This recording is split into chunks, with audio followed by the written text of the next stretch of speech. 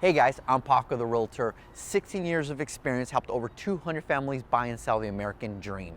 I'm a local expert, I'm a professional, and I take care of my clients. I pride myself in educating my clients, and I'm also really sarcastic and a storyteller.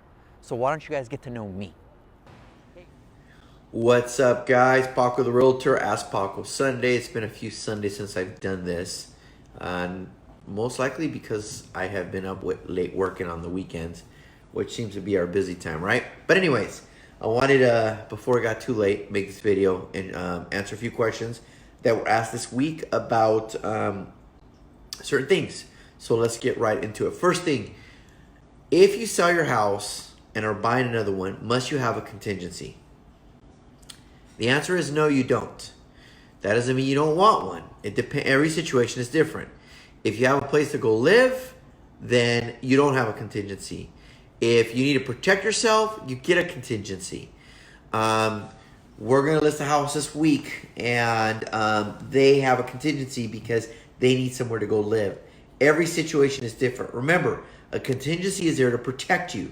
Now, does that mean that less people will see your house? There's a good chance they will, because a lot of people don't want to wait, and their assumption is that you don't have a place to buy and they're going to have to wait months. So part of that contingency is that you get off your ass and start looking for a house right away, and they'll get too picky. So contingencies are there to protect us. It is easier for us if there is none, I will be honest with you, but you lose that protection. So remember that.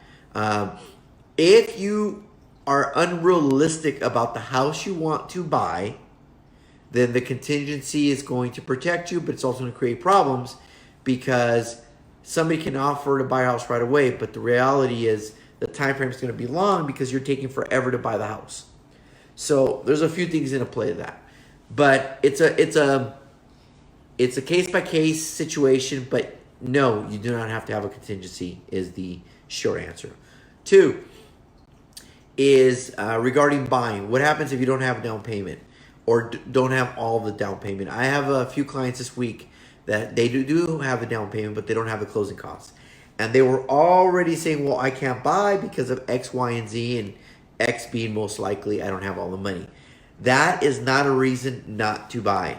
There's options. Whether it be you put it in the loan by increasing the interest rate because the lender has that, and because interest rates drop this week, it might be a feasible option. Asking for closing costs, putting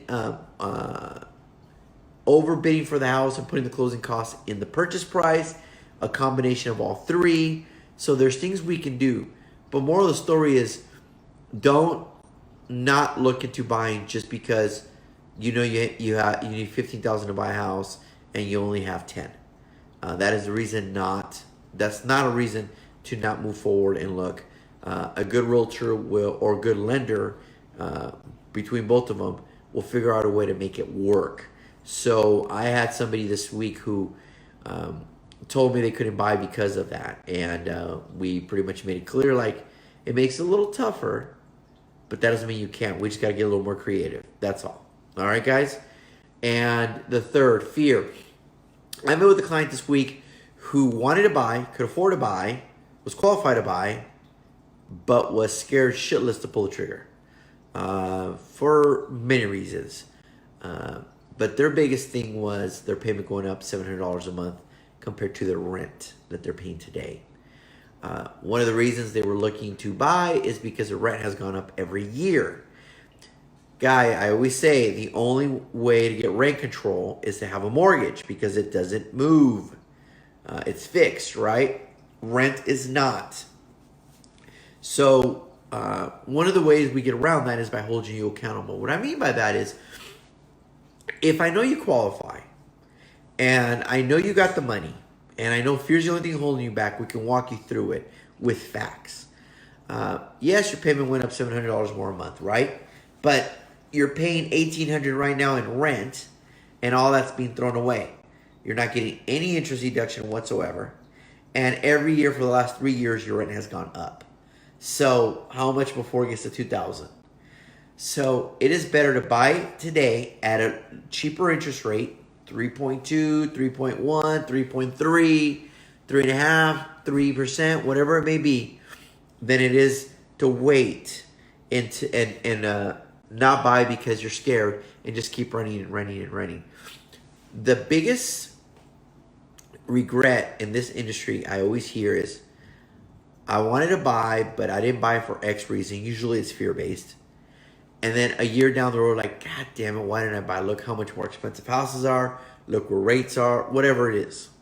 Fear is a pain in the ass. And we have to hit it dead on. Usually the easiest way to face fear is to have somebody like myself or somebody in our industry to give you the facts. Give you the good, the bad, and the ugly. No sugarcoating. Because then the decision goes from an emotional fear-based to a factual based off facts and numbers. And that's what we want. We want numbers at the end of the day, right, guys? Numbers don't lie. They're not emotionally based. It is what it is.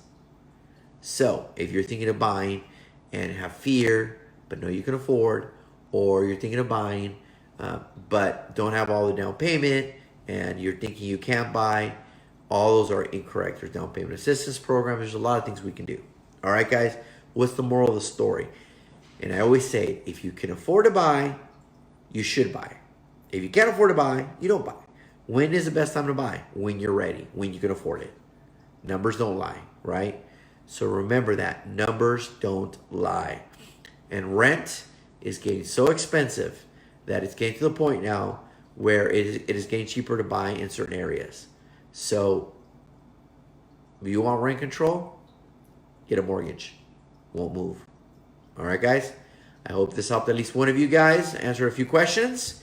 As always, this is Paco the Realtor, broker, owner of RX Real Estate, local expert storyteller, and I will see you on Tuesday for Taco Tuesday with Paco. But you'll probably see me tomorrow night with Mondays with Maggie. All right, guys. I hope you guys had a good weekend and enjoyed it. I'll see you guys later. Bye. Hey guys, thanks for watching my video. Hope you loved the content. Subscribe below or follow me on social media. Just type Paco the Realtor.